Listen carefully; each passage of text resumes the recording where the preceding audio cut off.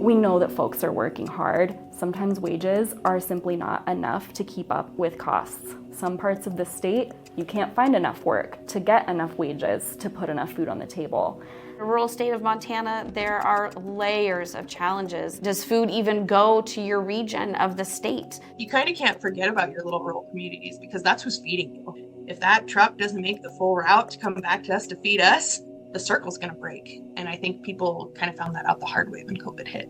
How do I make it so in this system we are supporting each other? Because if that rancher can't make money, they're going to stop doing it because they can't support their families. Food creates bright futures, and that's why it's so important that we talk about it, because more children now are hungry than before the pandemic. I don't think we want to be living in a society that's hungry and just scraping by. So I think we can all take a step back and think about, do we want to be well fed and do we want to be well off? And then what does that mean as a community?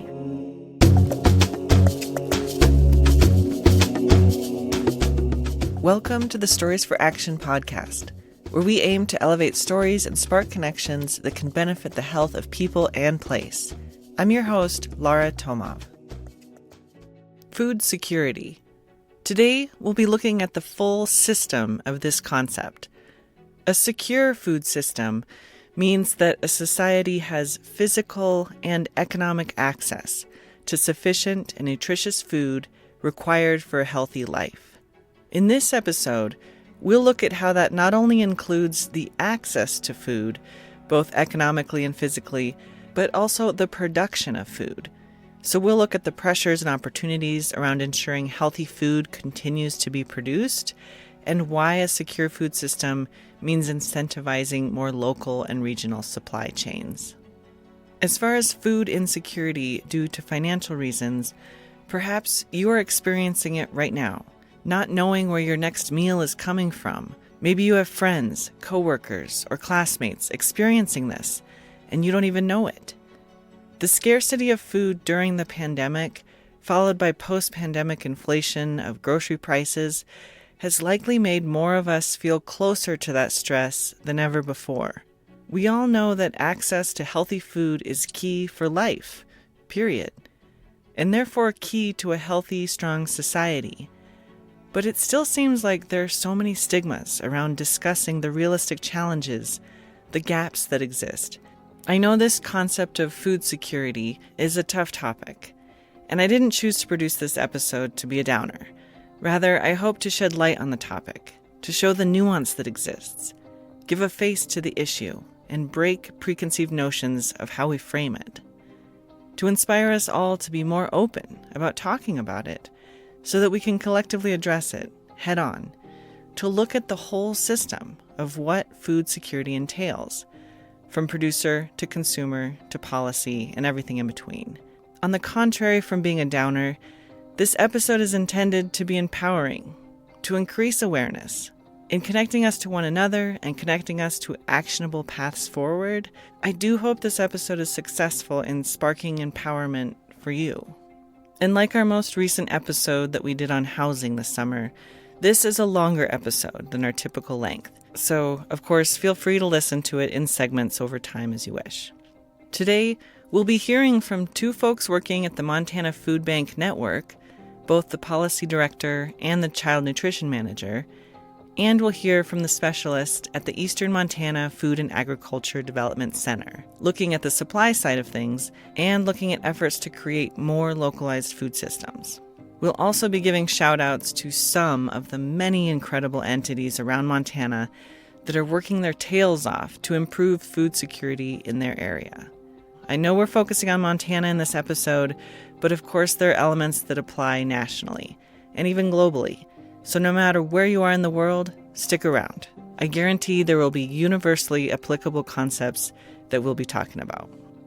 Around the world, the rate of food insecurity, or not having reliable access to food required for a healthy life, far outweighs that of the U.S., largely due to conflict, displacement, and impacts of climate change. And hopefully this episode will allow us all to connect to this issue everywhere. But even in the U.S., one of the wealthiest nations in the world, has a relatively stark reality of food insecurity. In the U.S., 13% of people are food insecure, as are 17% of our children. That's 13.4 million kids who don't know from where or if their next meal is coming. These rates can be up to 4 times higher for people of color.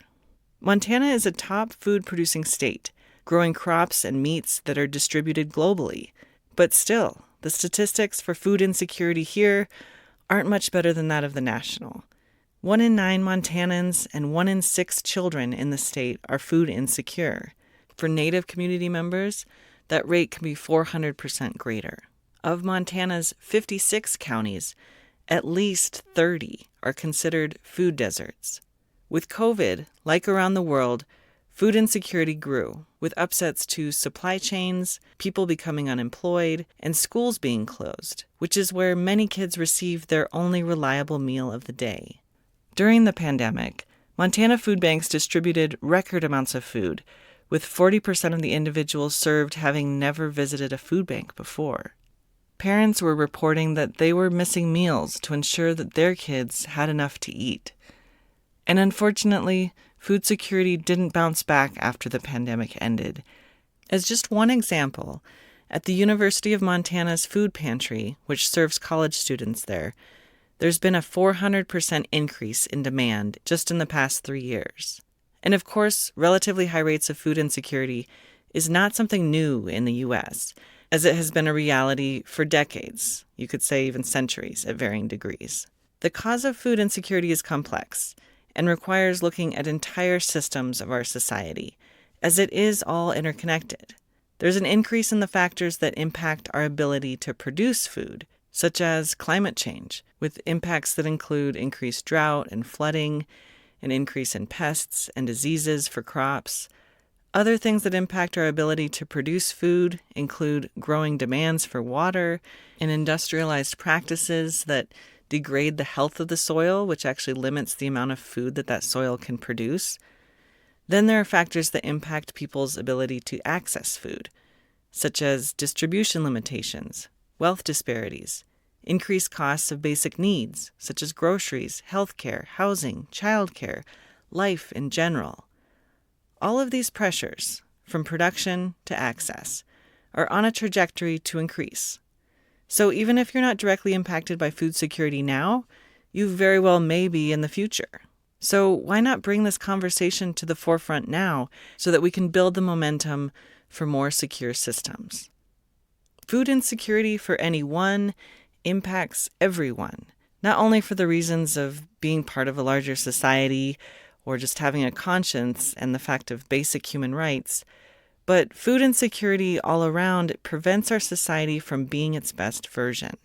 Food insecurity also has long-term impacts on economies, as it creates higher healthcare costs, places a greater burden on our schools, and decreases productivity in the workforce.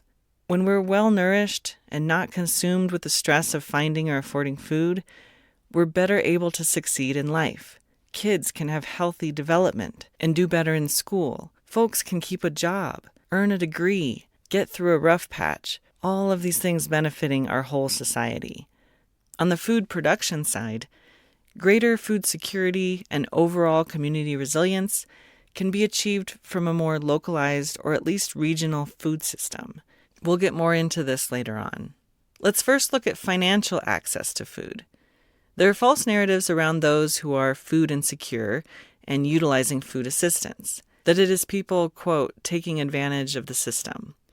Well, in Montana, 82% of the families receiving SNAP benefits, formerly known as food stamps, have at least one person in the household working, and working at least one job. So most of them are working. Many of them are college or university students, seniors, and are veterans. Maybe they're experiencing financial stress from an unexpected medical bill, or their long-term employer suddenly closed its doors. Maybe they're working a job that directly serves their community, including childcare, postal courier, service employees, or even working in the food industry itself. But low wages and high cost of living means you still scrape by. I'd venture to guess that the majority of those seeking assistance for food would much rather be able to meet this need for them and their families themselves. If you have experienced food insecurity yourself, you know this well. There are stigmas when people find themselves in this situation. I myself remember the embarrassment I felt in school having to have a different colored lunch ticket because I received free or reduced school lunch. Or watching my mom, stressed, going through the grocery store checkout, having to send essential items back because it went over her weekly budgeted amount. And both of my parents were working. But this is a reality for so many. It's just hard to make ends meet when you're in a certain income bracket. For many, just a little support in accessing food is the make or break factor that can help someone out of perpetual poverty. And then there's physical access, including for elderly or folks with conditions that hinder their physical ability to get out and get food. There's also just simply a lack of food facilities in some areas. In Montana's cities, we have multiple choices of which grocery store to shop at. I think it's important to remember what a luxury that is. Much of Montana is rural, very rural, as in some towns are over an hour drive one way to get to a grocery store. And I'm not talking an hour's drive from somewhere in the mountains or the backcountry. I'm talking about you're living in a town and it's still at least an hour's drive one way to get to any kind of grocery store. And that might be a drive that's only possible when the roads are clear from winter weather.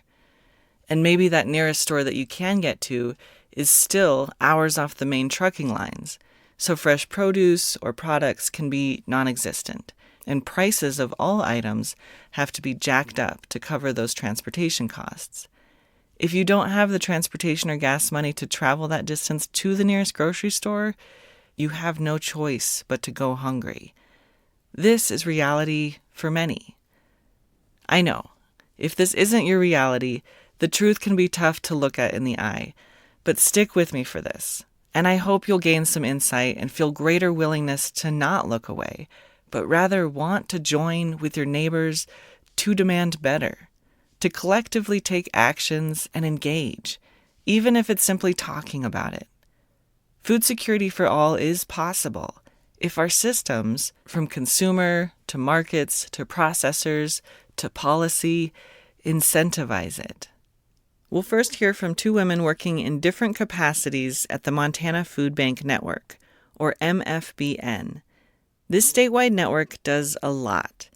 MFBN provides services to its 330 partner locations statewide, which include community food banks, pantries, schools, senior centers, and shelters, with a mission to end hunger in Montana. MFBN also advocates for long-term policy solutions to strengthen public nutrition programs and address the root causes of hunger. Last year, the Montana Food Bank Network distributed enough food to provide nearly 13.5 million meals to all of Montana's 56 counties. They have specific programs such as the Backpack Program and the School Pantry, which we'll hear about from one of our guests, and their Hunters Against Hunger program, where hunters who legally harvest a big game animal can take the animal to a participating meat processor, then let them know that you want to donate all or part of the animal. The animal will be processed with no charge to the hunter and distributed throughout the Montana Food Bank Network. MFBN reimburses participating processors up to $3 a pound for the finished grind. You can find a list of participating processors at mfbn.org. MFBN also has a retail food rescue program, where network partners rescue non-sellable products from grocery stores, which are still safe for consumption, to supply local food pantries. In 2023 alone, 9.2 million pounds of food was rescued through this program in Montana. In the United States, we collectively waste 30 to 40% of our food supply. So efforts like this retail food rescue program are key. There's also the Mail-A-Meal program, which distributes food to rural or remote areas that don't have an area food bank. This entails MFBN sending a pallet of food to a designated drop site around the state, or they will ship a box of food directly to a rural household. This option largely serves seniors. Find info on how to sign up for or directly support any of these programs, or look up the network map to find your nearest food bank, all at the Montana Food Bank Network website, mfbn.org. I sat down with both Ren Greeny and Samantha Dennison from the Montana Food Bank Network. At the time of this interview, Ren Greeny was the policy director for MFBN. Ren's position involved supporting Montanans in accessing public benefits, as well as advocating for public policies to reduce hunger and poverty. I begin by asking Ren about her own path that led her to her position at MFBN. I had always been interested in how government worked and how public policies functioned, how they were made, and how they filtered down and impacted people's lives. I actually worked in government for a couple years at the beginning of my career. And then when COVID hit in 2020, I actually was in a situation where I had to participate in SNAP. At that time for a short period of time. And SNAP is the nation's largest anti-hunger program. It's formerly known as food stamps, but it was really helpful for me during that time. And so that really combined into my interest in government, and I got super interested in food assistance and how these programs are there for people when they really need it. So in my career, I had a little bit of government and advocacy experience, and then kind of found my way to the Food Bank Network in the policy department, where I really have gotten to bring together that interest and love for food access, and then combine that with the knowledge and belief that advocacy and trying to shape the laws that impact our lives can really come together. As Ren's position was leading the policy department at the Montana Food Bank Network, I asked her to give a little window into what her work can entail. So it's looking statewide at what are the issues that are being faced by the people that we serve, and then how can we as the statewide food bank uplift those issues and try to shape laws and public programs that are impacting them. So it's a lot of learning, talking to people, and then kind of strategizing on how to go about shaping those programs and those laws. We work with a lot of coalition partners. There's a lot of groups active in the state that care about food insecurity. And then this issue is also really tied into other issues, things like local food access, economic justice, and we're able to strategize with them and come in to support their issues, and they come in to support our issues. So some of that looks like engaging with the state legislature in Montana that meets every other year and seeing what bills come up, what ideas come up that can improve food insecurity or improve economic security for the people that we serve. And we'll go and testify in support of those and talk to lawmakers to try to get those bills through. And we do similar things on the federal level. So when Congress is negotiating things like Farm Bill, which they've been working on for the past year, we'll be doing a lot of research on how those federally funded nutrition programs are working in Montana, and then we'll try to uplift messages to lawmakers in Congress to improve those programs. We work with a lot of networks of national advocates as well. There's people in other states that are doing exactly the same work that we're doing here, but for their respective states. So we get to do a lot of strategizing with those folks so that we're coming together with a strong nationwide message. That's really great. Yeah. And then can you share with us, the 2023 legislative session, our last session, can you just give us a brief on a couple of those bills that yourself and Montana Food Bank Network were directly involved and responsible for bringing forward? Yeah, definitely. So House Bill 276 was kind of billed the Montana Farm to Food Bank bill, and that was one that we as an organization put a lot of effort into getting that bill put together. We did a lot of research in the year leading up to that legislative session, putting a lot of partners together in Montana to brainstorm how could this model work for Montana. So the concept was farm to food bank. So it was to try to have the state government put in some support to increase the ability for food banks and food pantries in the state to purchase local foods grown in Montana to then put on their food pantry shelves. We wanted to do that because we know that supporting the local economy, supporting local farmers is really essential. It can really help boost local economies and kind of lift that boat for everyone in a community. We know that, people need food, but we really want to find ways to continue to provide better quality food, fresher food. And some of the best food is grown here in Montana, so that's what we were really excited about. The bill sponsor was a Republican from Prey, Montana. So during the legislative session, it was actually really exciting. There was a lot of support from farmers in the state, other food access groups, food pantries, including ourselves. The bill made its way pretty far through the legislature. We saw bipartisan support. It was really exciting to hear the conversation. Farmers and food pantry leaders got to talk about their community and what this would mean for them. The bill ultimately did not pass, unfortunately, which was really disappointing. I think the timing of when the bill made it through to that kind of final process of the legislature, it just didn't come together at that time politically. I think what we learned is that there's a lot of support for this, there's a lot of interest, there's a lot of questions and ideas around increasing local foods in the food bank system, so I think we'll just continue to see what could be done in the future in that space. Yeah, I know when I saw it, and I've chatted with other folks too who were just big fans of it. It's just like, yes, like it makes sense to so many different groups, which is why it got the support it did. Did you get any sense of that there was any specific element of it that was getting critiqued or blocked? I know it was also a timeline thing of why it didn't ultimately go through, but a consistent critique of it or block that it encountered. I wish I could understand and speak better to the lawmakers that ultimately voted against it. I think, obviously putting money towards food purchases, it costs money. Sometimes during the end of the session, things have added up in terms of what they're seeing that they're deciding to spend state money on.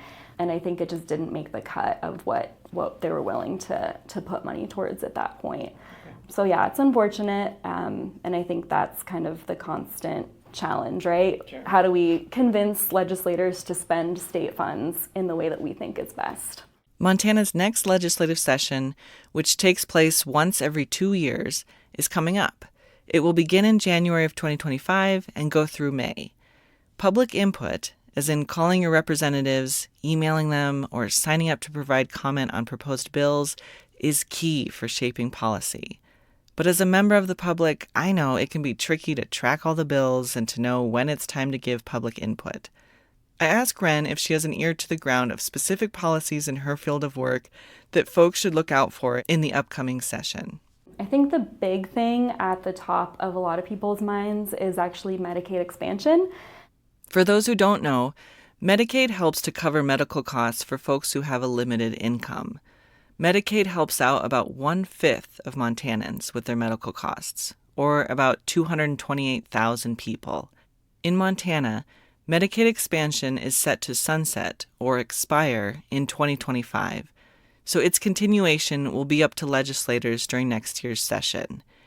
In addition to the impacts of individual Montanans if Medicaid expansion is not renewed, a great deal of Montana hospitals, especially ones in rural areas, rely heavily on revenue from Medicaid expansion to keep their hospitals open.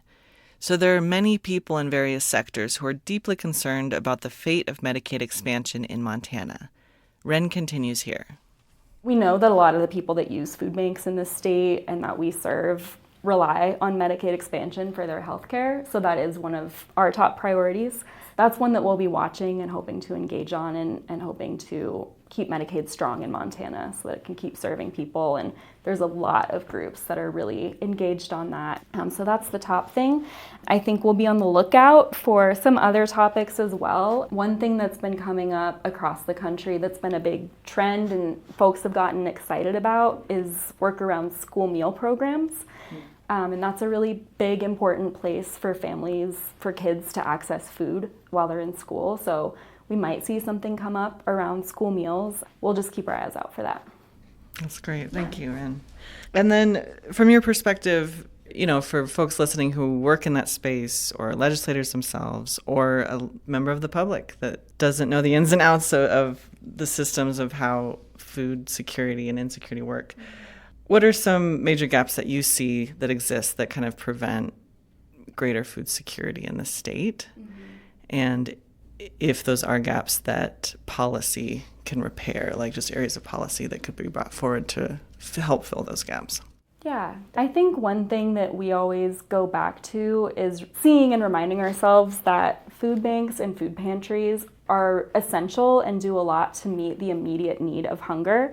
But ultimately, that type of system is not going to be enough to actually change the circumstances in the long term and get people out of some of these emergency situations that are causing them to need to go into the food pantry. So that's where we really see the need for more government support. The nonprofit space can do a lot with food banks and food pantries, but the public space also has to help bridge that gap. So that's what we really believe and see.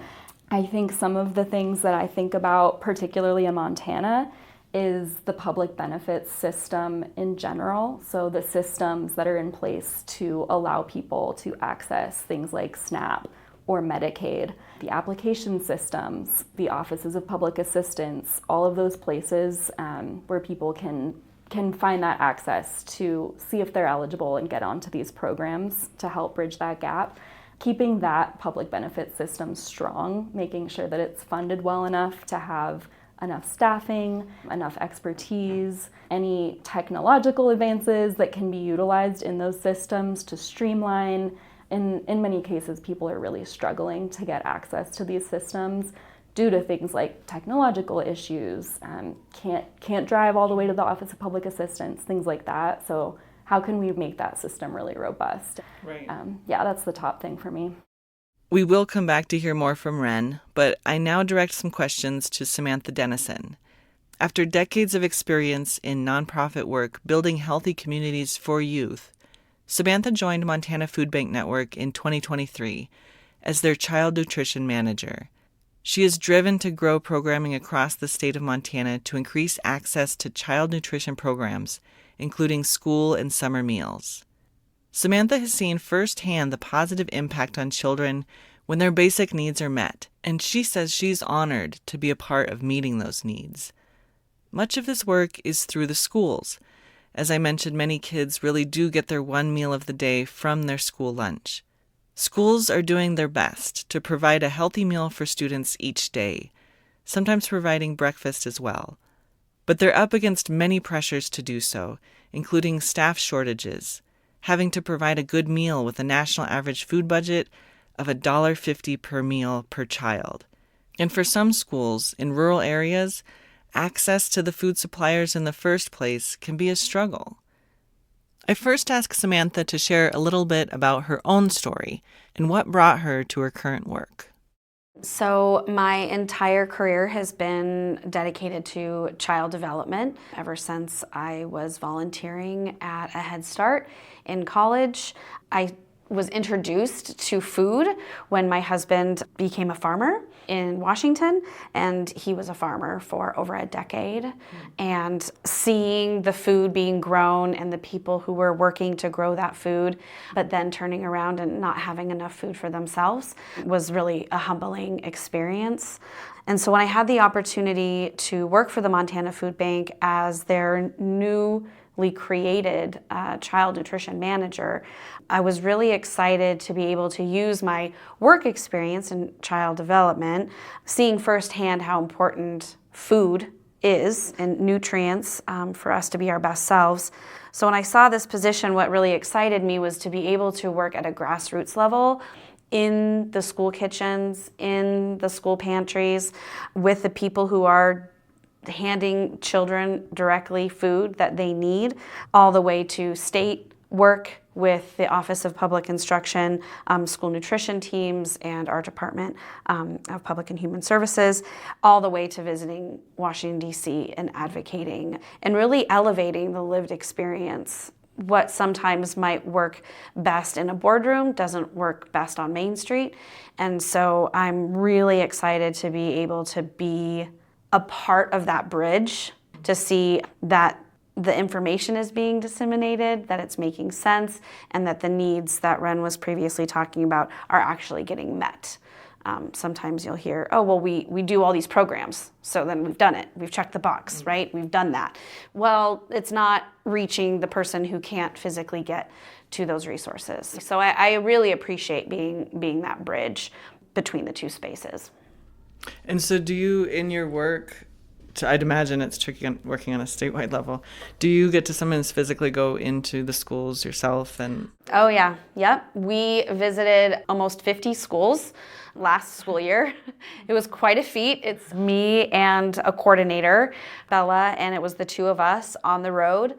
We actually made it all the way to Webo and back again along the High Line. Montana is such an expansive and beautiful state filled with many people who are working so hard and passionately to meet the needs of their community.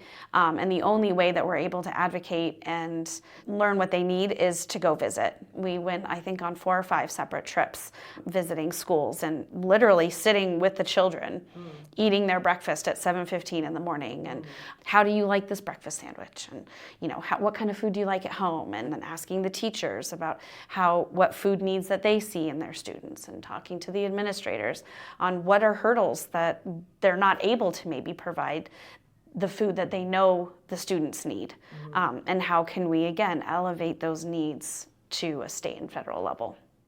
since Samantha is physically in these spaces of child nutrition and child food security, I ask her to help us go beyond the numbers and statistics and give us more of a narrative form of the realities of food insecurity for children in Montana.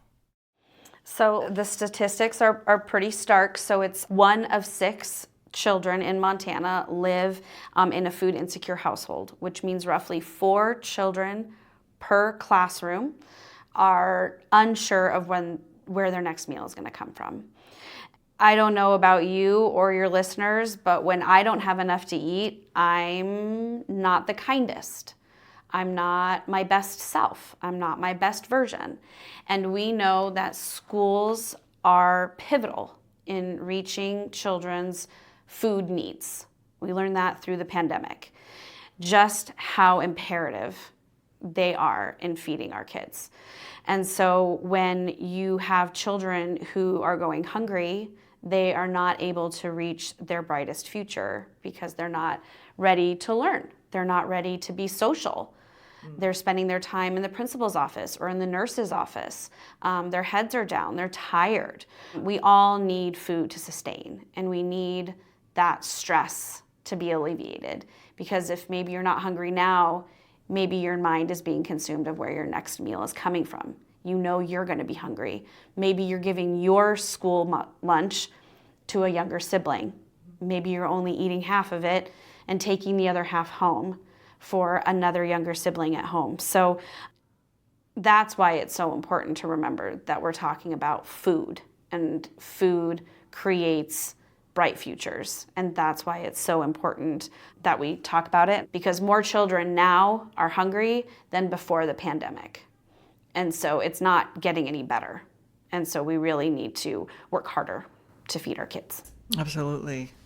Thank you for that. And, on that, when you mentioned that, in that time of physically being with educators, administrators all across the state, that they are able to express their hurdles. I know it's different in every school, but if you don't mind just giving us some examples of what some of those hurdles can be of getting that food to the children. Yeah. Like, Ren mentioned, it all comes down to money. They know they're not serving enough food. What we hear a lot of is school nutrition professionals, kids are coming up for seconds, thirds, fourths. There's just not enough food because the reimbursement rates, and that's at a federal level. So something that I've learned in this work is what a complex layered onion it is to feed people. You think, you just get the food and then you serve the food and then we're all happy. And yes, theoretically, that's how it should work. And in a rural state of Montana, there are layers of challenges of what route are you on? Mm-hmm. Does food even go to your region of the state? Do you have to pay extra? We have schools going to a grocery store to pay for food. That's not okay, because they don't have the ability to be on a freight line. And so we have teachers paying out of their own pockets off Amazon to build bags and to store their classroom with snacks. That's not okay. to try to go into every layer, I think it's tricky, but I do see that just the sheer cost of food, obviously labor, getting the food to the schools, really educating families about school nutrition, hearing, misconceptions about school meals, that the Pop-Tart you might see at school is not the Pop-Tart that you're getting at the grocery store, that there are strict guidelines of what can be served at a school. So the sugar is so much lower. They're looking at salt intake. You are required to give a fruit, required to give a vegetable.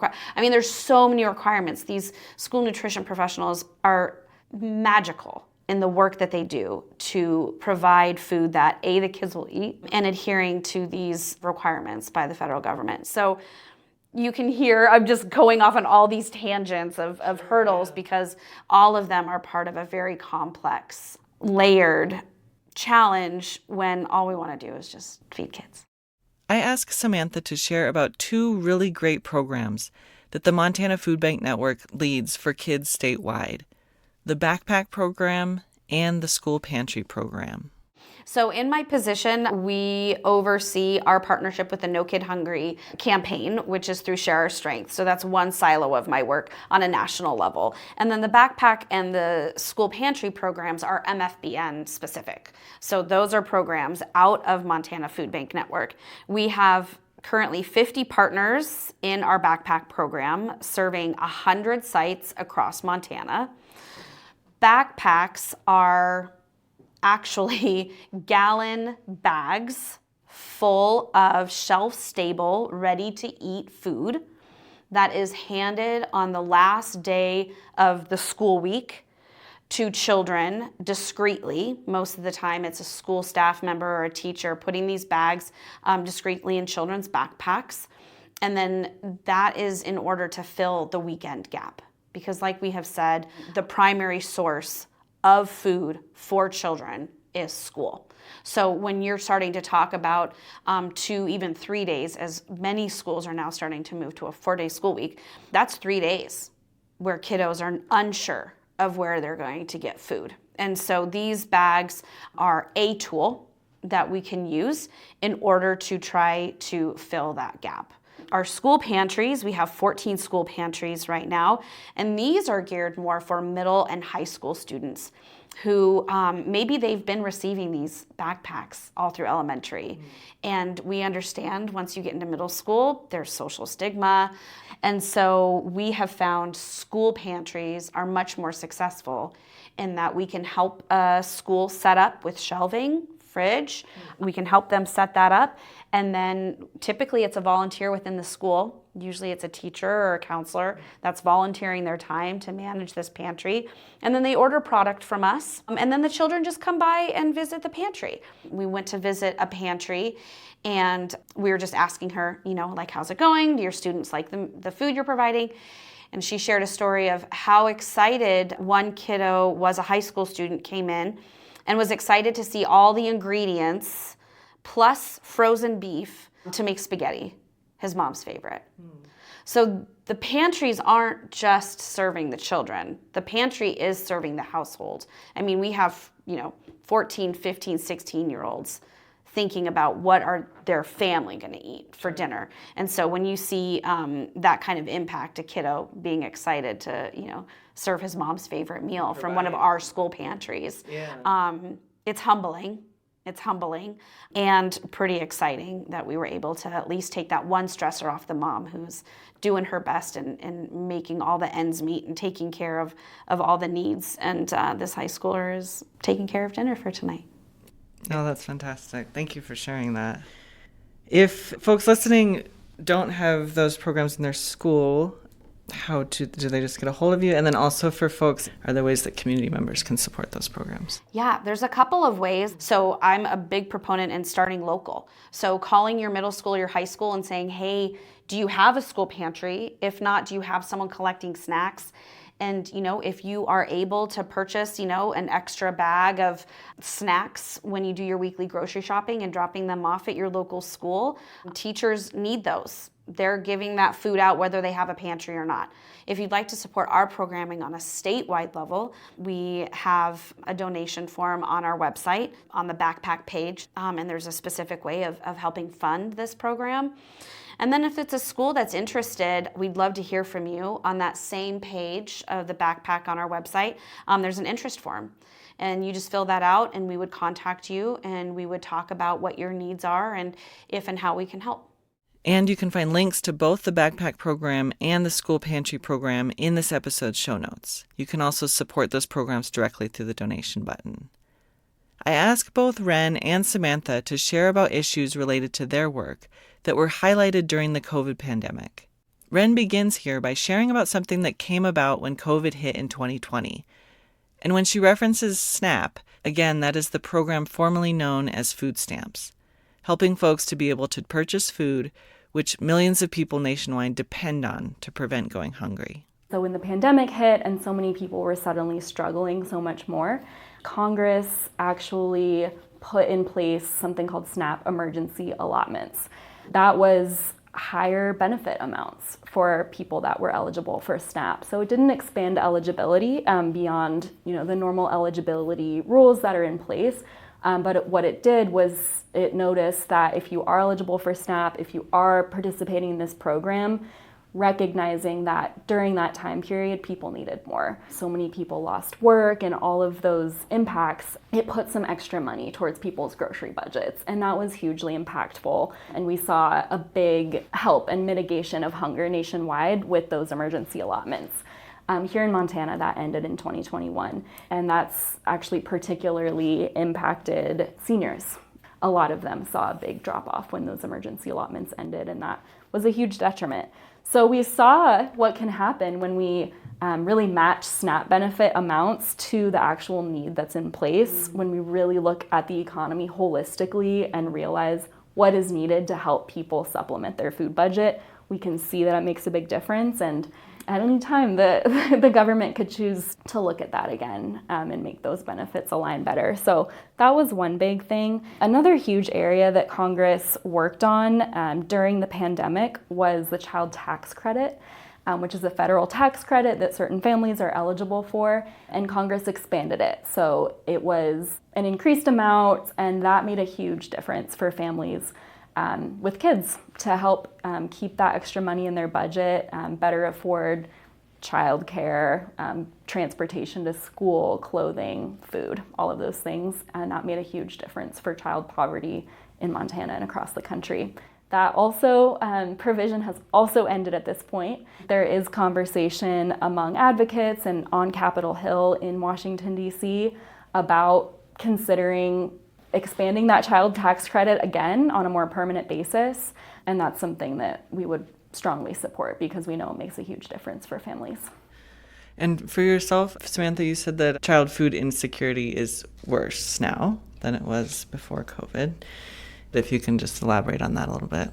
Well, the good thing from the pandemic is we know how to feed people, and we did it. We did it really well. Hunger rates actually were lowest in the past 3 or 4 years during the pandemic than they are now, because of all the things that Ren was talking about and because some very specific child nutrition programs that are now permanent, which we're very excited about as they start rolling out. So 2 things that came from the pandemic are this non-congregate summer meal service. So before the pandemic, children during the summer had to go to very specific places, boys and girls clubs, libraries, schools.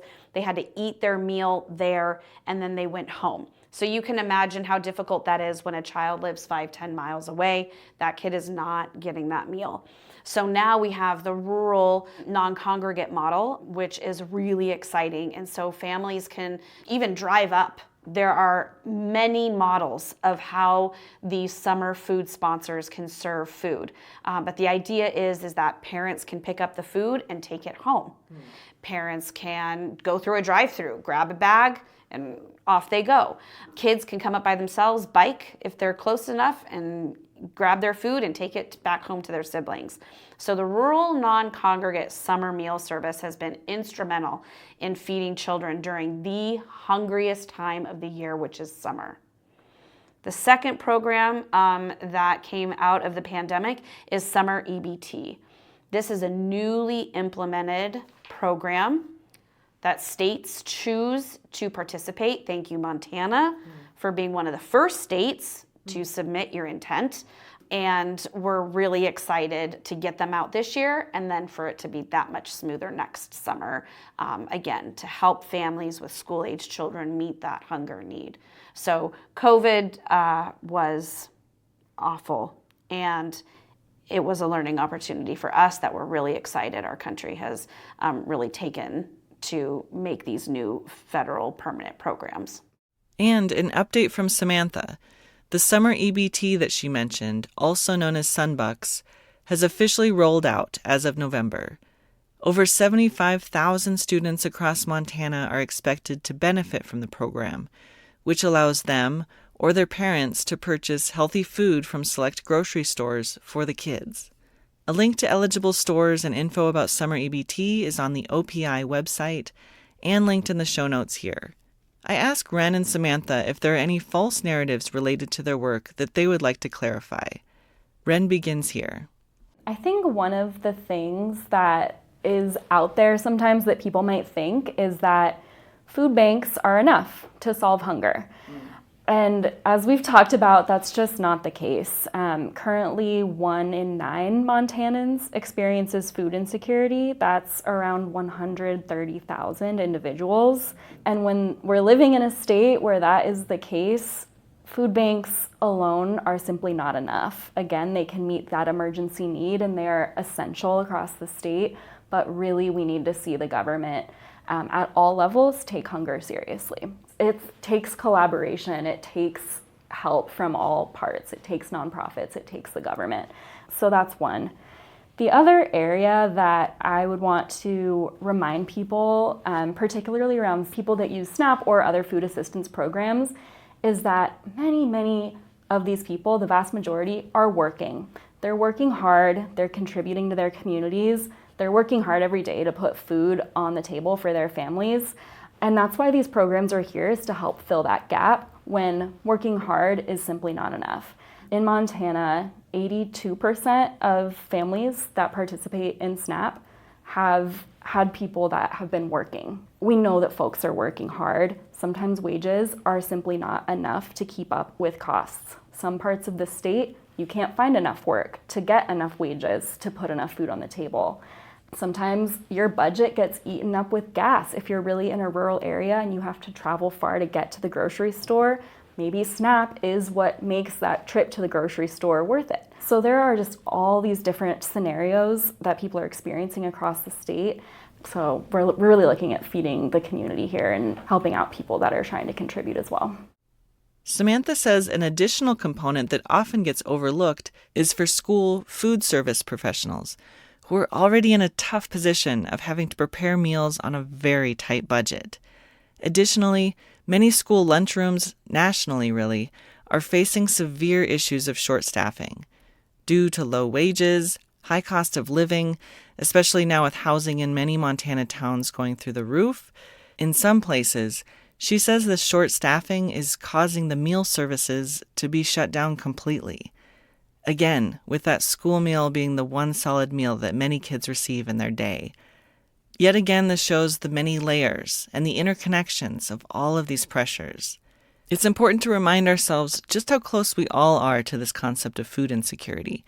Whether it is yourself, a coworker, your child's friend, an elder in your neighborhood, the postal worker who delivers your mail, there's so many facing this pressure that don't show it on the surface.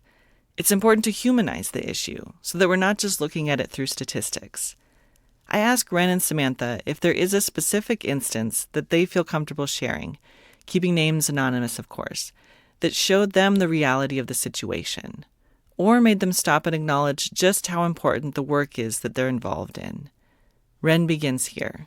I used to answer our SNAP hotline phone. Many of those calls stuck with me, but one in particular was a call from an older gentleman in a rural community in Montana, and he had applied for SNAP. He had been told he was eligible and that he would get his EBT card in the mail. It had been several weeks and he had not gotten that card in the mail with his benefits on it so that he could go use them at the grocery store. And what stuck out to me about this man was the many layers of challenges and barriers that he was experiencing in accessing food. So he shared with me he had recently had a surgery, and so he was experiencing limited mobility for a while he recovered from surgery. And he said he would be able to get to the grocery store, he could get a ride from someone, but because of his limited mobility and because he was in such a rural area, each trip to the grocery store was really valuable. He really had to be strategic with his time, getting physically there, making sure he had the funds available. So all of these factors. And so I had several conversations with him that week, and I was able to help connect him to the Office of Public Assistance via email and phone, and they were able to ultimately get his card in the mail and on the way to him, and he ultimately got it, and it all worked out. But during that week, we had conversations, and I was checking in with him. Well, do you have enough food to get through the next few days? It might be a week. We don't know exactly when it's going to come to you in the mail.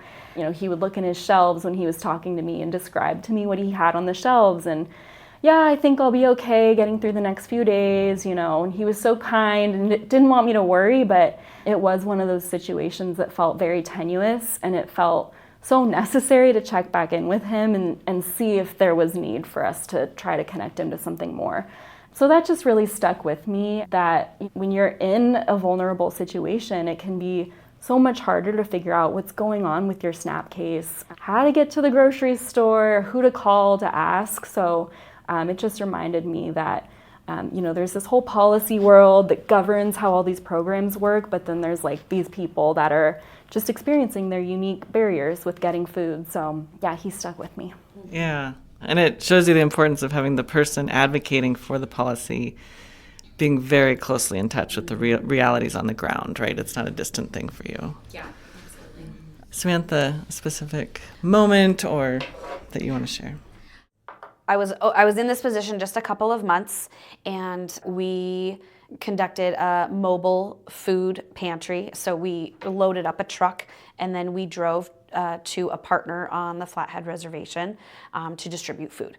This community didn't have a grocery store, and so that was one of our programs, is we will bring the food to the community. So we set up all the boxes, and people would just drive through, and we would hand them, would you like this? Would you like this? All choiced items. And then we'd put the box in their car, and then they would drive home. And I saw this guy come through 1, 2, 3 times. And we're like, hey, we've seen you a couple of times. He said, oh yeah, I'm giving these boxes to our elders or the families who are unable to come here. And he says there's a lot of our community members that don't have transportation, that are housebound, that have so many children at home they have no one to leave their children with. And so I'm loading up my truck and I'm delivering the food out. That man must have come through our line 6, 7 times.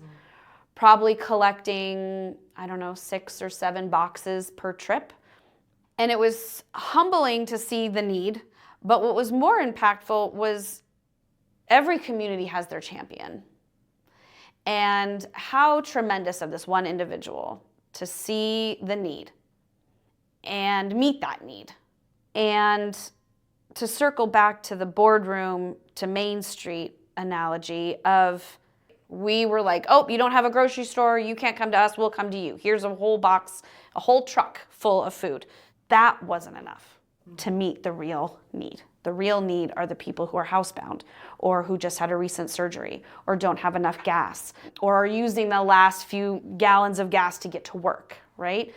And so that is when I really was aware of the layers of need, that really finding those community champions and working with them and having them lead the effort at a community level of how can we be helpful instead of here's the help was really profound, and I think will forever change me in the work that I'll continue to do as an advocate, really going to those who are either doing the work or will be accessing whatever I'm providing and letting them lead that effort because they're the ones that know best.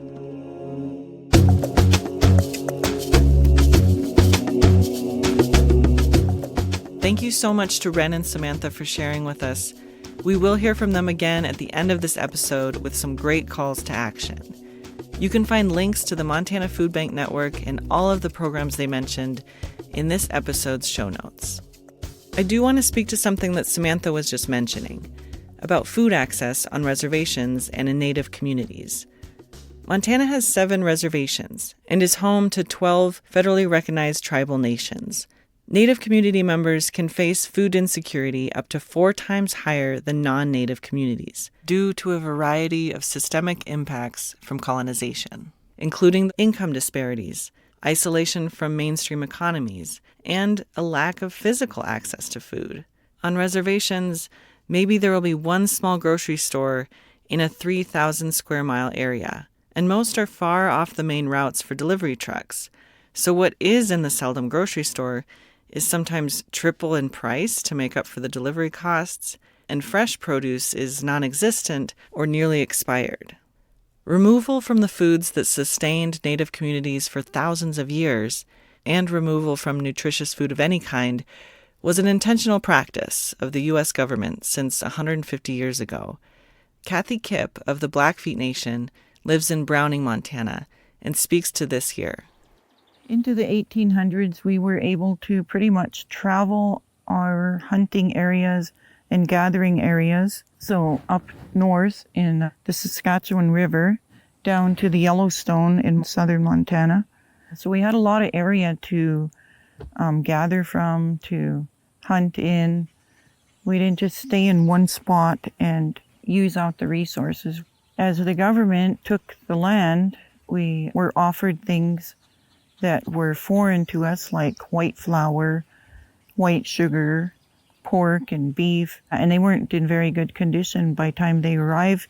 A lot of the people became very sick from eating that kind of a diet that they weren't used to. Some of them even died. But we didn't have a lot of choice. We couldn't travel. So the diet has been a big factor in our people's health. As Kathy mentions, these introduced ration foods were completely foreign to their people, creating an upset to a bloodline that had adapted to a much different diet. Due to ethnicity and genetics, Natives are twice as likely to contract type 2 diabetes than non-Native folks, and they also see high rates of heart disease and cancers. Kathy is growing a Savisberry orchard at her home. The reason I started the orchard was Savisberries were getting hard to accumulate enough of them for our ceremonies, for our family. We had to compete out there with the grizzly bear and the black bear, other berry pickers, and having access to the berry sites. This type of berry was a staple for the Blackfeet people for millennia, not only as a high-nutrient food source, but for ceremonies, as it still is. Kathy hopes to be able to supply not only her family with these berries, but her community as well. You can hear more from Kathy and her husband Joe Kipp in their Stories for Action podcast episode, or in the film Life in the Land, Blackfeet Nation. There are many amazing Native-led programs and initiatives taking place across Montana, working to improve food sovereignty for Native communities. And not just to bridge a gap in food access, but to reconnect to deep-rooted culture, reconnect to the nutrient-rich traditional foods, which are still part of their DNA from hundreds of generations back. You can listen to a Stories for Action podcast episode with Patrick Yawaki, where he shares about the holistic approach of Native-led food sovereignty programs, including the one that he founded, the People's Food Sovereignty Program, which works in the Flathead Reservation.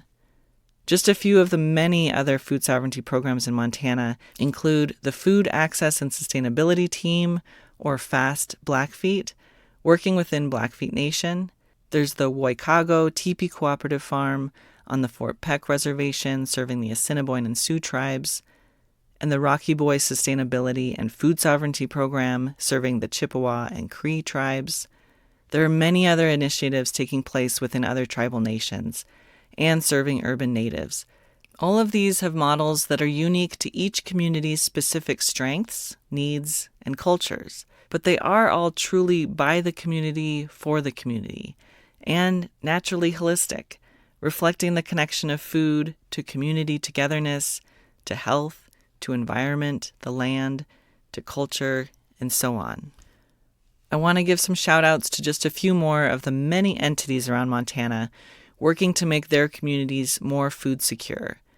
The Producer Partnership partners with livestock producers across the state by processing donated livestock and providing it to food banks to help those in need. They're based in Livingston, but service statewide. And they say that their work is simply, quote, the spirit of Montana, neighbors helping one another, end quote. There's the Southwest Montana Veterans Food Pantry and Services. They are based in Deer Lodge, but serve veterans throughout rural Southwest Montana. There's also the Montana Veterans Meat Locker, which supplies free, locally processed meat to veterans statewide. They're completely volunteer-run and utilize monetary donations to pay for the processing of both wild game and local livestock. And during and after our next conversation, you'll hear a lot more shout-outs. For all of these mentioned, you can find links to them in the episode show notes. In this conversation about food security, supply is an important part of that. It's important to hear from and about those who are involved with food production in our state, and the communities that revolve around that. These are the folks who are devoting their lives to growing food for the world to consume. There is a severe issue with people in general being disconnected from their food sources, which is wild when you consider it's something that is so essential to life. But I also see why we are where we are. The industrialization of food systems pushes us away from that connection on every level. But due to that disconnect, we don't know the challenges that our food producers are up against. We don't know the dysfunction in our food systems. We don't know how to poke holes at it and demand something better. Demand better for our local food producers. Because as more and more local food producers are being pressured to sell off or sell out to larger companies, those demands for food still need to be met, which leaves our food systems to become more and more industrialized, which has been the expanding trend worldwide over the past 70 years, where corporations and even monopolies are taking over all stages of the system, from the actual growing of the product, agriculture, to processing, to distribution, to the selling, like grocery stores. Meaning you have wealthy folks in an office likely out of state somewhere running things, not local people, or even actual farmers calling the shots. The ripple effect of this corporate or industrialized food system includes a higher likelihood of environmental stewardship being non-existent, meaning looking out for the health of the soil, the water quality, and the overall landscape health. It typically means that conditions for farm workers and treatment of the animals goes downhill. Instead of having many local operations throughout, you have a few conglomerates running every stage of production. Products have to be trucked and freighted further, and more money goes to top CEOs rather than flowing down to the community level. Realistically, most of the food in our grocery stores isn't even from our region. It's often not even from our country, with much of it grown south of the border, so that we can have things like strawberries in the middle of winter. We have no connection to seasonal food cycles anymore. The industrialization of this produce means that these food corporations can buy out local farmers, take over large swaths of land to grow monocrops or one single crop.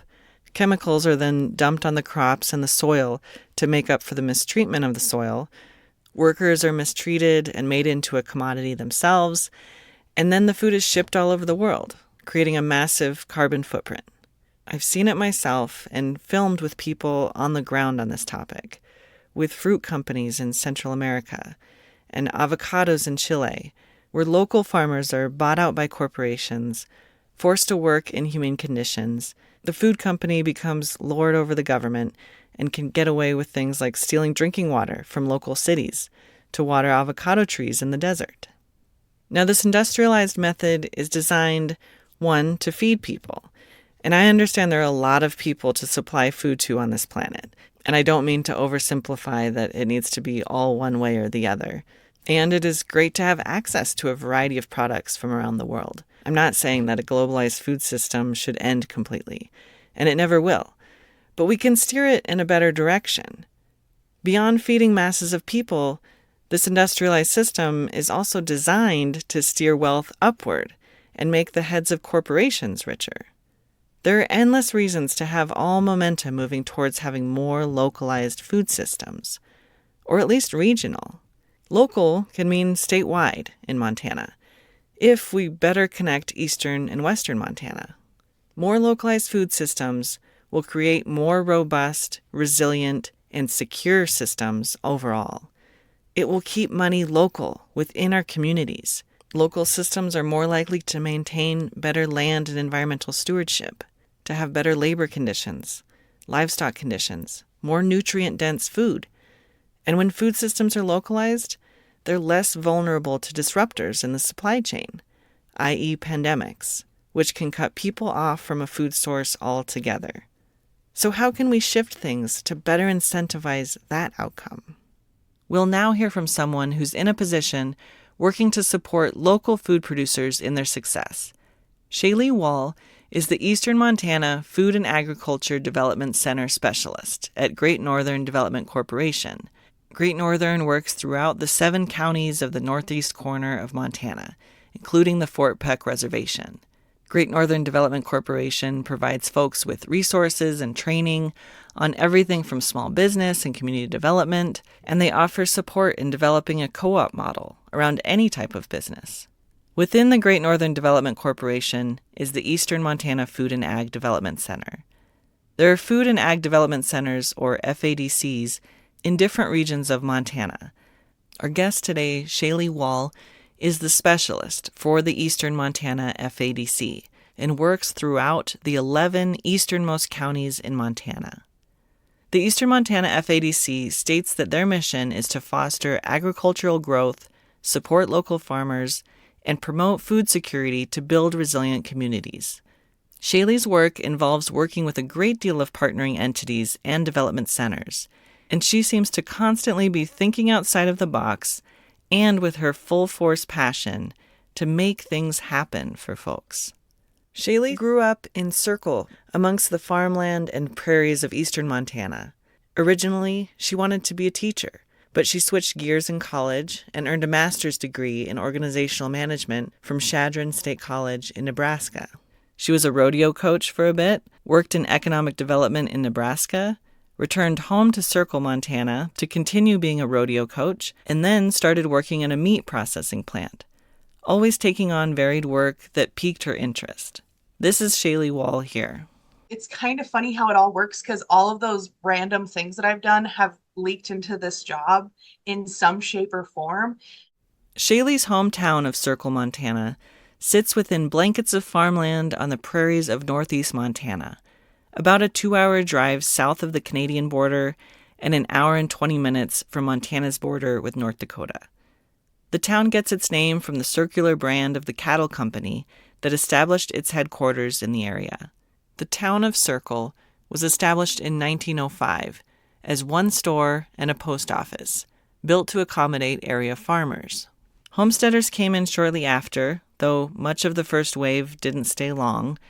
Circle's business picked up with the 1951 discovery of oil southeast of town, but the boom only lasted into the 60s. Today, Circle is very much oriented around area farmers and ranchers, with many folks who work in the field directly, or at the grain elevator in town, or at any of the shops or services that support those folks and their families. As of 2024, the town's population sits at about 600. I asked Shaylee to share about her place, the people, the landscape, for folks who may feel distanced from this reality. It's so interesting because the way Circle has kind of changed and molded. It's so cool to see some of the kids from my graduating class like get super involved in the community. They're like raising money for the theater so that we could keep it going, and it's all volunteer ran. And so just the community involvement of and watching those generations like step up into those roles has been really, really cool to watch. It's one of those places that when you drive through, everybody's going to wave, and you might not know them from Adam, but they're going to wave at you and you're like, oh yeah. And so it just makes you feel like good to be here.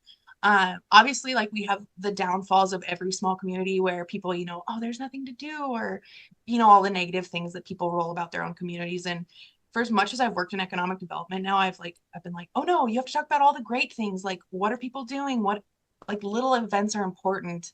There's the other gal that's the Food and Ag Development Center specialist in Glendive. She also lives in Circle, and her husband just moved here from Minnesota. And so I'm like telling her about our Town and Country Day, and there's the bump and run rally, and there's like a parade for all the kids. And I was just telling her about all these memories I had from when I was in school. There's all sorts of things like that. You just have to relay those so that people will just step up and get involved so that they don't go away. It's just a fun little community where if you don't know someone, it's not going to stay that way for very long. Like there's no strangers here kind of a thing. Shaylee goes on to tell me about her own return to Circle, unsure of what job opportunities would be available for her.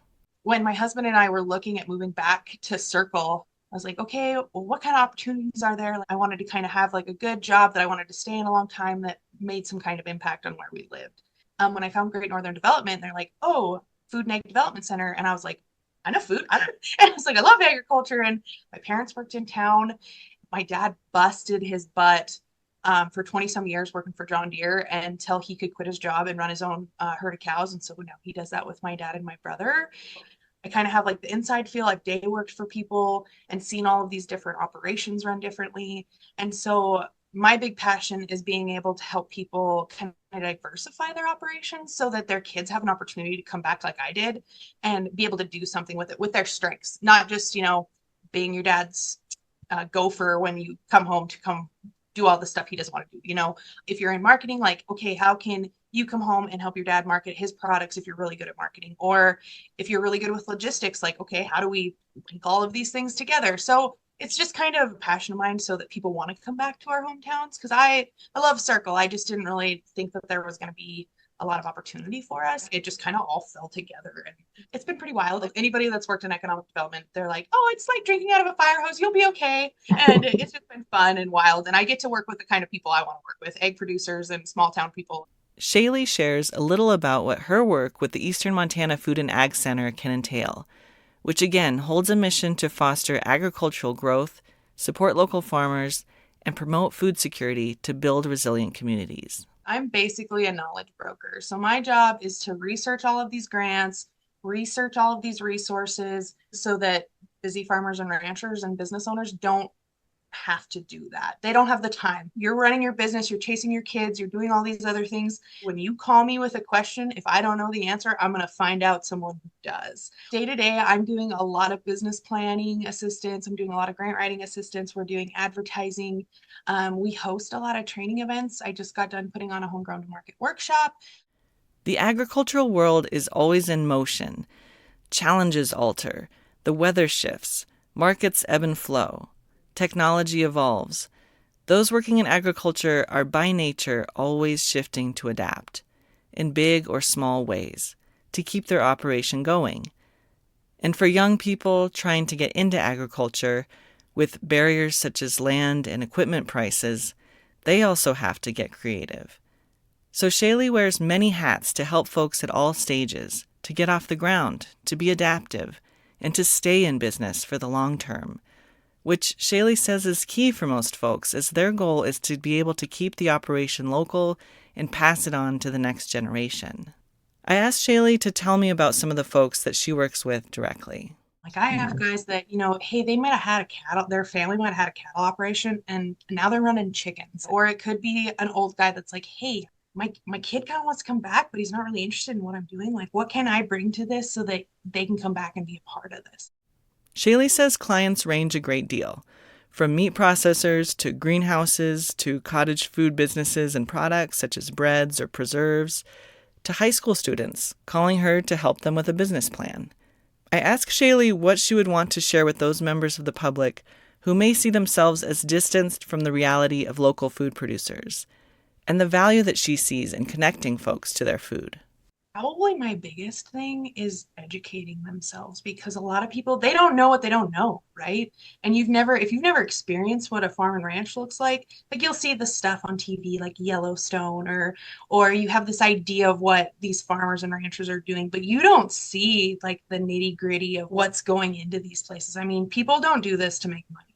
They're doing this because it's part of who they are. It's part of their family. It's not just turning cows out on grass. I mean, it's worrying that you're going to have enough water. It's worrying that you're going to have enough rain or grass or feed, or, if cattle prices are going to drop out. And so there's just so much that goes into it that the education aspect of that, and we need to be, as farmers and ranchers, we need to be better about talking about what we do, and not in a braggy way, but just this is what we do. Like, we're supplying food. Like, I mean, it's a everlasting process. And I don't think people really see everything that goes into that. And so I would really encourage anybody that hasn't been to these small places, that they think their food just comes from the grocery store, to go visit a farmer or rancher, go do those farm tours, go do the pumpkin walk, talk to somebody that, raises a few cows. Like, make the effort to get to know them so that you understand like the full aspect of what goes into it, because it's not even just the farmers and ranchers. Then there's the processing, then there's everything else that's going in there, like some of the things that we're doing. Like, there's all these conversations, all those different ways to run operations, and it doesn't work the same way anywhere. My dad, who lives in Circle, cannot run his cows the same as my grandpa, who lives in Jordan. The way that your land's set up, the amount of moisture you're getting, the amount of nutrition in your soil and your grass and your feed, all of that stuff is different everywhere you go. And so I would just really encourage people to like take a minute and educate. Go talk to the people that are actually doing the work, and they'll explain to you like, oh, well, this is why we're doing this, or this is why we can't do it that way, because everything will die. All of it kind of comes back together to just educating yourself and educating other people, and not in the annoying like, well, I'm right and you're wrong. No, it's, you got to understand and look at it with a bigger, more open mind, I guess is my kind of thought process behind that. Shaylee connects something else here for folks who may see themselves as distant from rural communities who produce food for the world. Kind of the other thing that I think people don't think about is your access to food changes where you're at. Like Eastern Montana, the distribution aspect of things looks so much different on this side of the state, just because we're so far from anywhere. There's not a lot of producers producing cucumbers and corn and produce and all of those things. And so by the time it gets to our side of the state, you might have 2 days to eat your vegetables before they go bad. Like the quality and the access, because it's really hard for me. I have a really hard time going and buying vegetables from the store, because I know I have 2 days to cook it. Otherwise, I'm going to throw it in the trash, and I don't want to waste my food. And so that might look a lot different from someone who lives in Billings or Missoula. They have 3 weeks to eat their vegetables, before they go bad. And so I don't think people think about that a lot. Like when you're in the middle of everywhere, you don't just have access to everything right away. And so it really limits your access to that food security, knowing that you're going to have food, especially with like COVID. I think that opened up that we have a broken system, and we definitely need to take some actionable steps to getting it fixed. This is a reality for many places in rural areas, whether it's in the middle of a pandemic or not, where the trucks just don't come to deliver as often.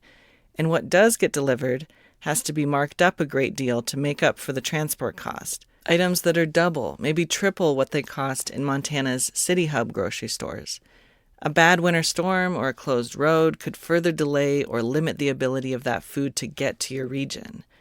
All this to show perspective, that there are stark different realities in other areas, and to show the reality that the communities growing much of the world's food have their product exported all over the place to be eaten, while they themselves are left extremely vulnerable to food insecurity, showing the need to incentivize more localized food systems. I asked Shaylee to expand upon what the reality was like in her region during the height of the pandemic in terms of food access.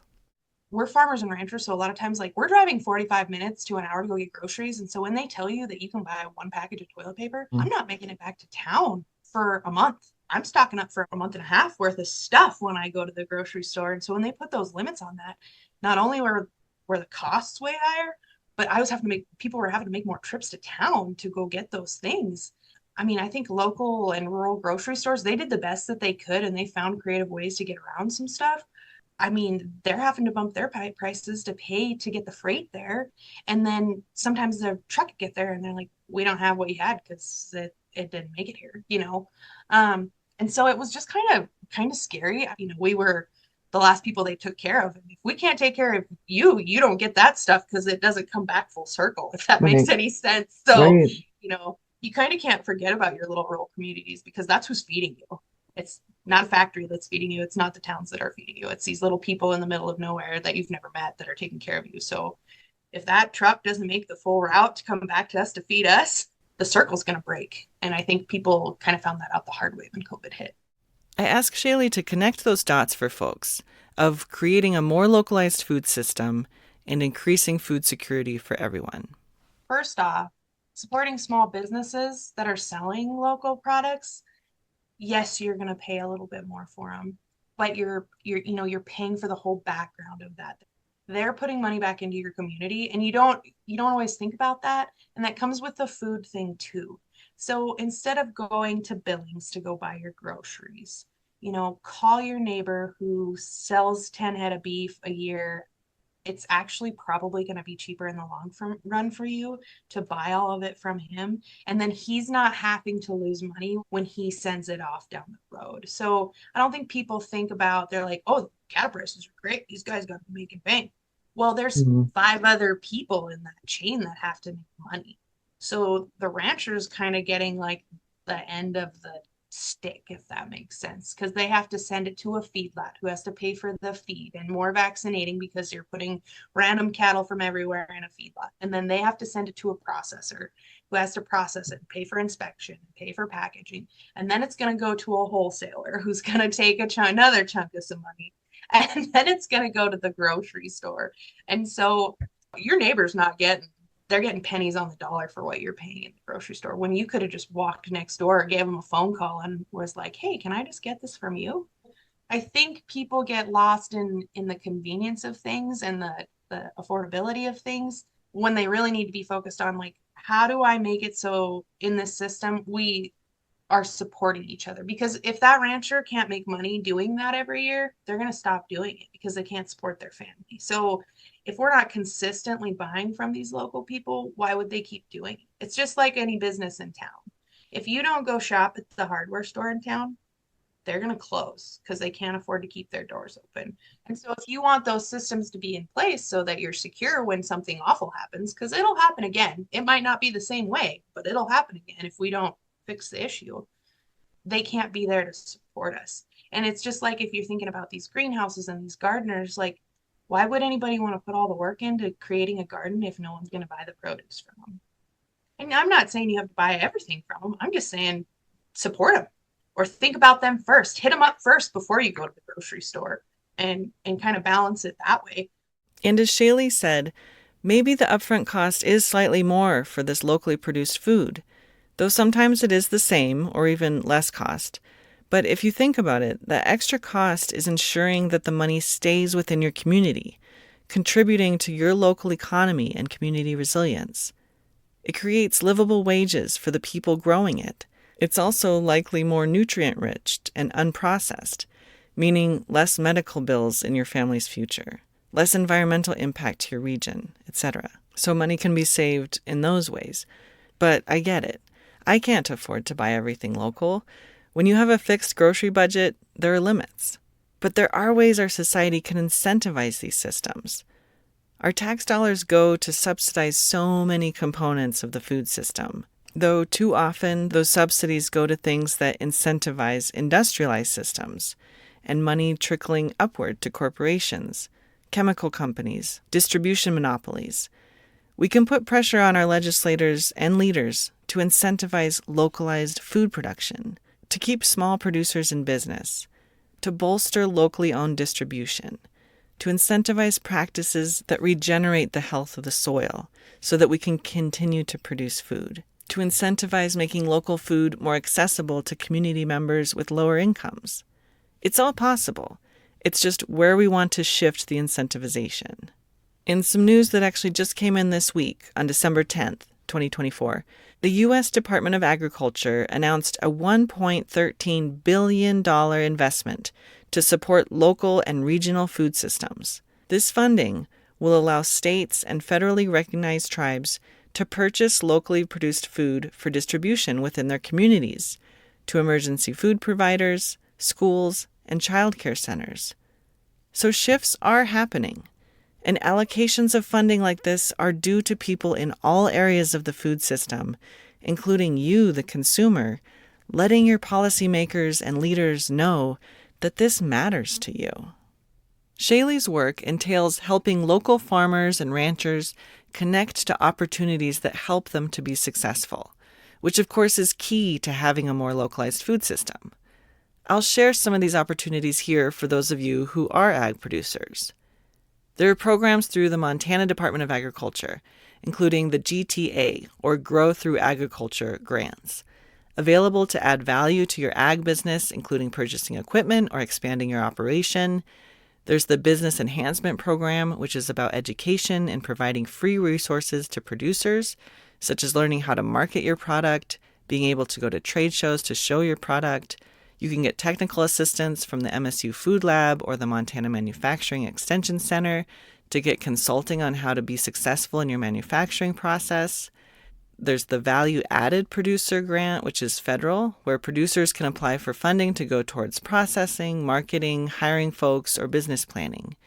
There's the Business Acceleration and Marketing Grant, which can also go towards things to keep your business going, including equipment such as cold storage, which is key for local distribution. You can call the Food and Ag Development Center in your area to learn more, or check out the links in this episode's show notes. If you're in one of the 11 easternmost counties in Montana, get a hold of Shaylee at the Eastern Montana Food and Ag Development Center, also linked in the show notes. Shaylee and her team also offer a slew of business planning tools for folks in agriculture or food production businesses, including writing and marketing tools, or if you need to test an idea and run the numbers. Shaylee uses the example of a farmer who wants to coin cut their carrots to be able to sell directly to local high schools, because that's the only way the high school can take them. Well, Shaylee can help you run a feasibility study to see if those changes in your operation will be viable. Currently, local farmers and ranchers can be stuck within an industrialized system. So finding ways to break from that and localize their supply chain takes some creativity and thinking outside of the box, which may mean taking another risk. And ag producers already take on so much inherent risk all the time, with droughts, floods, heat, insects, and a slew of things that can set them back even years financially. With slim to negative profit margins, adding yet another risk is not an option for many. So the FADC is helping them to be a little more flexible. Try something new, take the risk, and ensure they get a positive outcome for taking it. I asked Shaylee about a program the FADC was a partner for, which her predecessor applied for the grant to get it up and running. It's the Northeastern Montana Beef to School program, which connects local beef to area schools, creating a local buyer for that rancher and healthy local food for students. Winnett ACEs and other entities around the state do similar programs for their area. I asked Shaylee about the program the FADC was involved in, and how, yes, everyone will agree that it's an ideal program and model, but I asked her to share the realistic challenges to getting something like that going. What they did was they gave schools in the region $400 to buy locally grown beef. The purpose of the program was to connect these producers to the school and eventually have those relationships and partnerships so that they could continue forward after the grant money was gone. And our biggest thing is the turnover in some of these smaller schools, or people are like moving up, or they're moving, or they're leaving.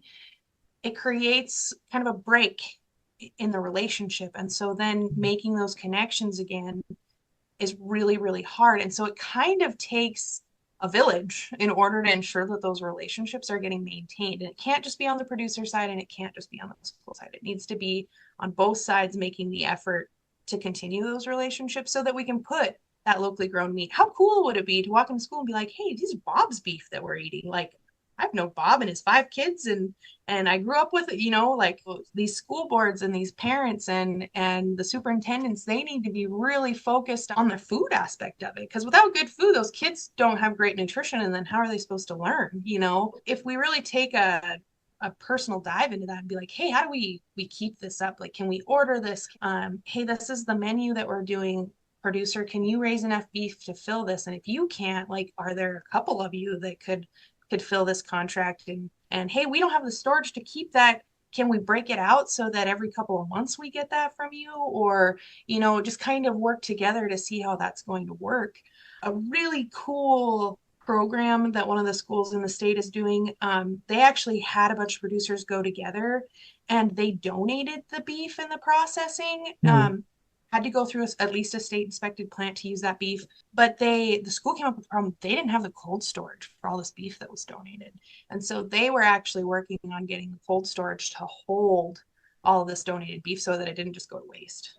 Everybody has to be involved. It can't just be the person in the kitchen cooking. It's got to be the superintendent. It's got to be the principal. It's got to be that school board that's like, hey, we just hired a new person. Does she know that we are getting beef from such and such, and this is where we get it first, and then if they don't have enough, then we order from Cisco or wherever else they're getting their distribution from.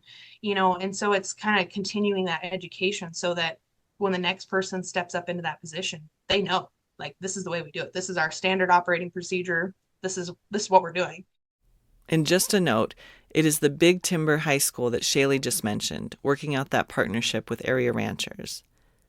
And what Shaylee said there about how it requires all sides to actively be thinking of how to make it work, to establish those relationships, think outside the box, bake it into their policy and operating procedure.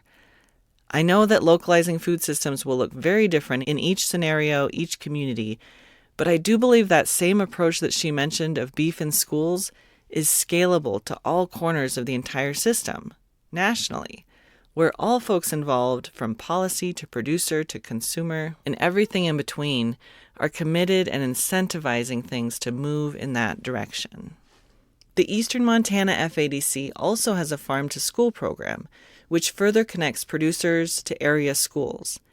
And again, Shaylee says how the program will look different in each school, and you figure out what works best for your area to meet goals. It's really about creating those relationships again, and then knowing the regulations so that you're doing everything to make it work for the school. I think people just kind of get lumped onto like, well, we need all local food served.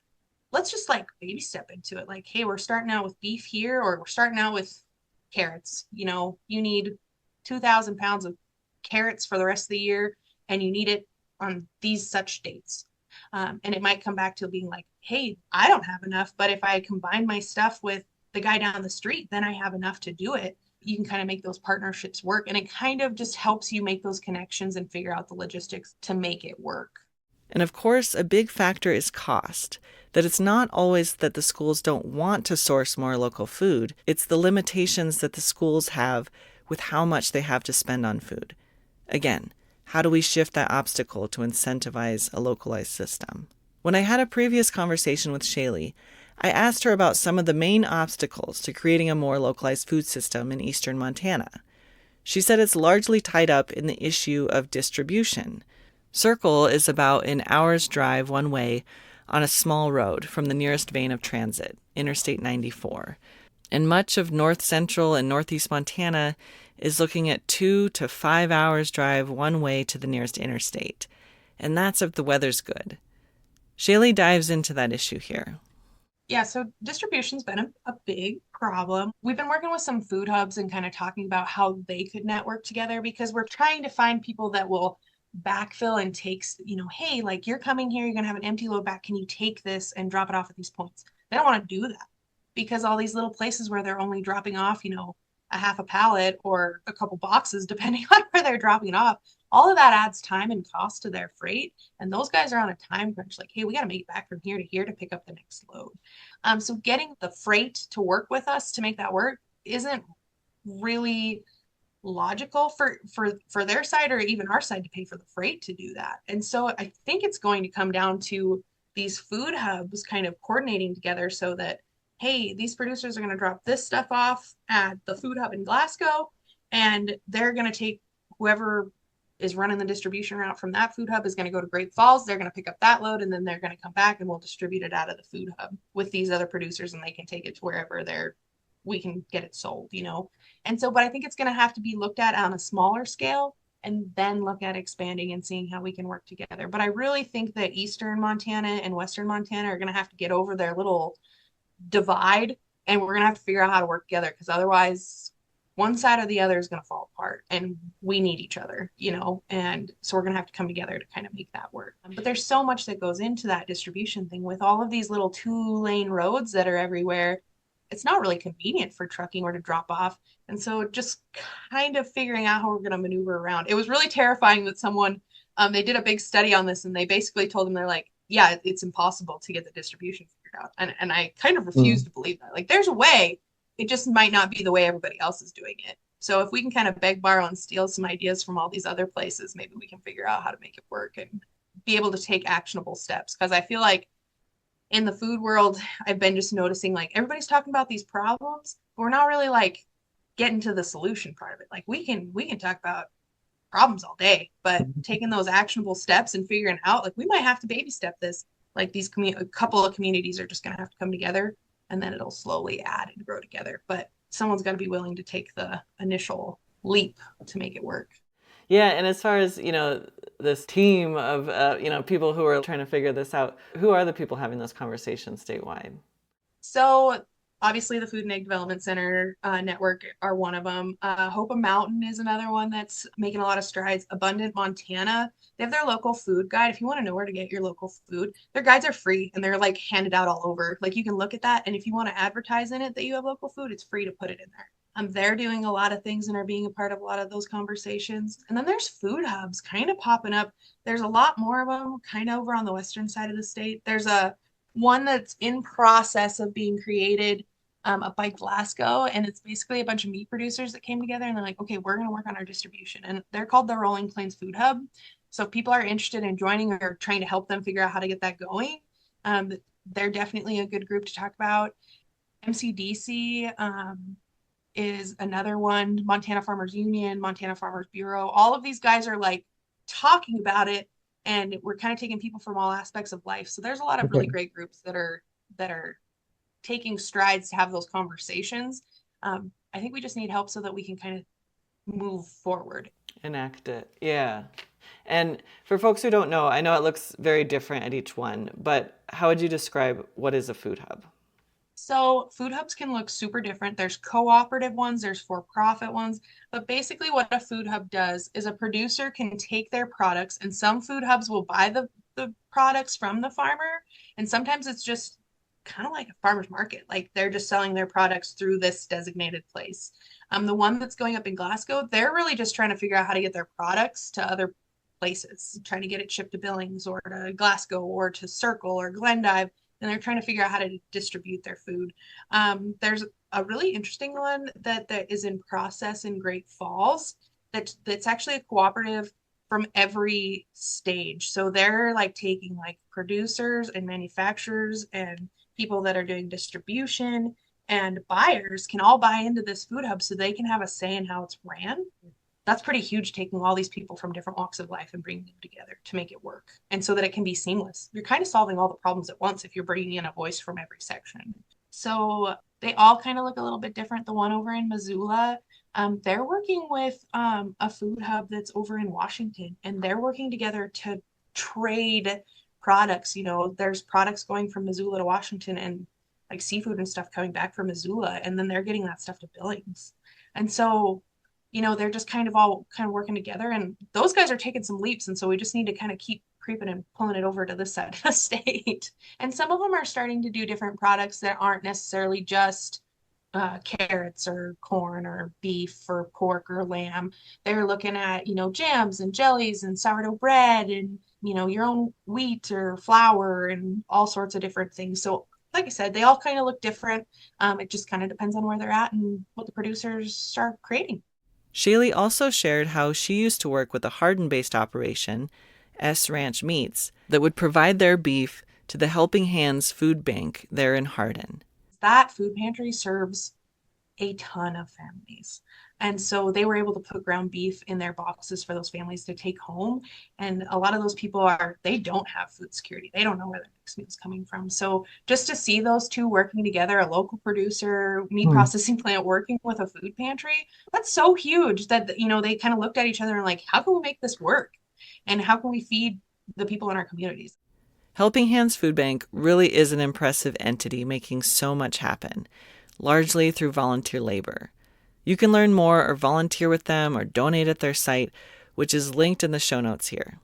Shaylee shares a through line that she sees of programs that do get up and going. I've really just seen so much effort and passion put into that, to getting that local food people directly, and kind of taking cuts probably on both ends to make it work. I think everybody kind of has to give a little to get a little. And if we're all willing to do that, it kind of buffs out. Shaylee continues here, speaking about an entity in Livingston, Montana, called the Livingston Food Resource Center, which I've heard from many that it's become a really neat model that other communities are looking towards. They have vertically integrated their business. So they have a food pantry there where people kind of bring in and can donate food and things. It's really cool because they created it to be kind of like a grocery store. So people can go in there and kind of feel like they're grocery shopping, even if they're in like a difficult situation where they need a little help right now. They also have their commercial kitchen where they're cooking and making all of these different products with the products that have been donated. If they're going to go bad, they create them into something else so that they can get it out the door and not waste that food product. And then they also have a bakery that's down the street that that they're creating all of these products, and they're selling, baked goods, sourdough bread, the best croissants you could ever eat in your entire life. And they're just kind of coming to work together, and it's just so cool that they brought all of this, and they just kept kind of adding things like, oh, we kind of need this and the community could use this, and they just kind of kept adding to it.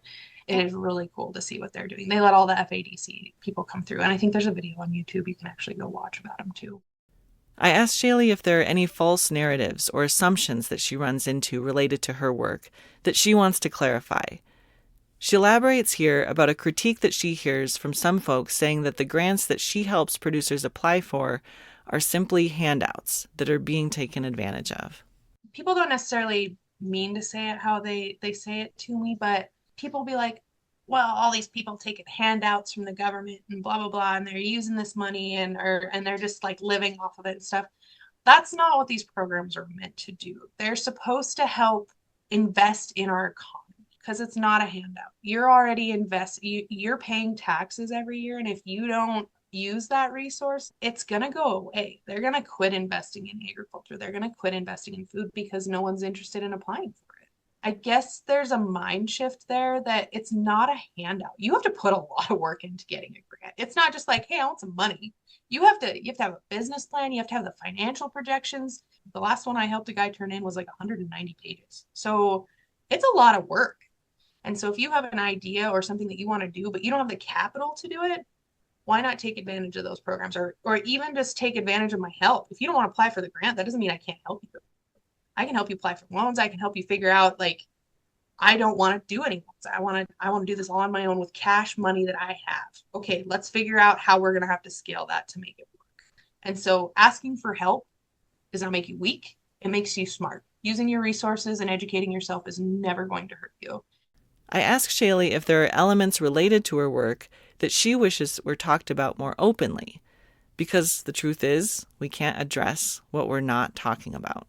Probably the biggest one is asking for help and not just trying to do everything yourself, especially in the egg producer, like rural community thing. People kind of get this mindset that, like, I got to do this myself. If I want to see it done right, I have to do it, or I got to do it the same way that my grandpa did and his grandpa before did it. And so they're not willing to change or to go get help to do it. And a lot of this stuff, we can't do it without help. And I'm not just talking about getting help from me. I'm talking about getting help from your community, or talking about the fact that you want to do this and that you think it would work. But in order to do that, people from here have to support it. And I guess that communication key is super helpful, but you have to be able to be vulnerable while you're doing it sometimes in order to actually see change. And then the other thing I think is we get these shakers and movers in our community and we kind of get to relying on them, and then they burn out, and then we don't have them anymore. And that sucks because they'll start something that's really great and they took it on all by themselves and they asked for help, and everybody's like, oh, I'm too busy, or I don't have time, or whatever. And then pretty soon they're gonna quit showing up because nobody else has time. Like, maybe I should be doing something else, or like, I'm tired. I don't want to do this anymore.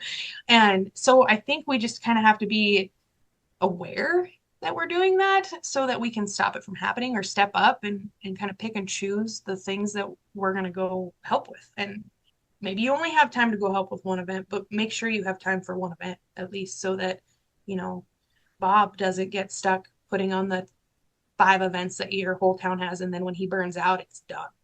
Just not being afraid to ask for help and then stepping up when it's your turn. Yeah, no, that's very well put. A through line I've seen in a lot of places. That's real. If you could share a little bit, you've moved back to your hometown. If you could share a little bit about any changes that you're seeing in your home region, or maybe the lack thereof, related to ag producers or just your community in general.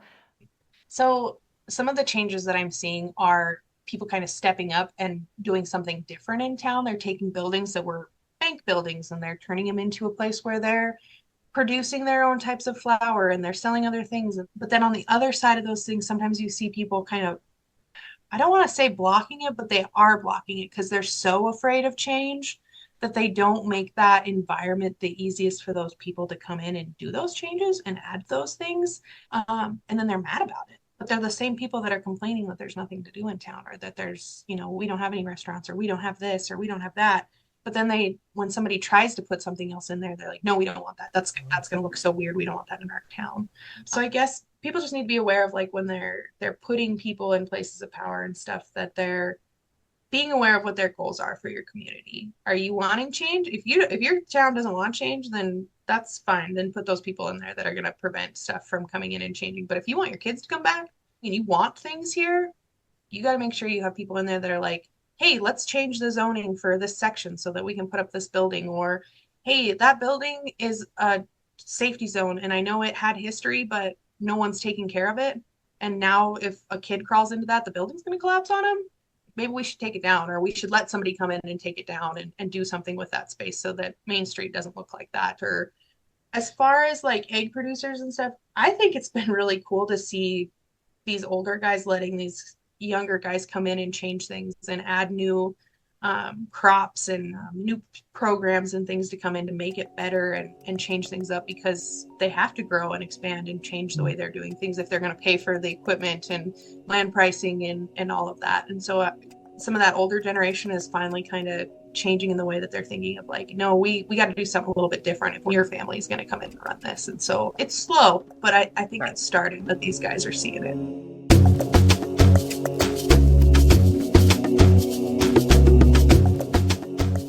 Thank you so much to Shaylee Wall for sharing with us about your work, your community, and your passion. Find the link to the Eastern Montana Food and Ag Development Center and all the entities that Shaylee mentioned in this episode's show notes.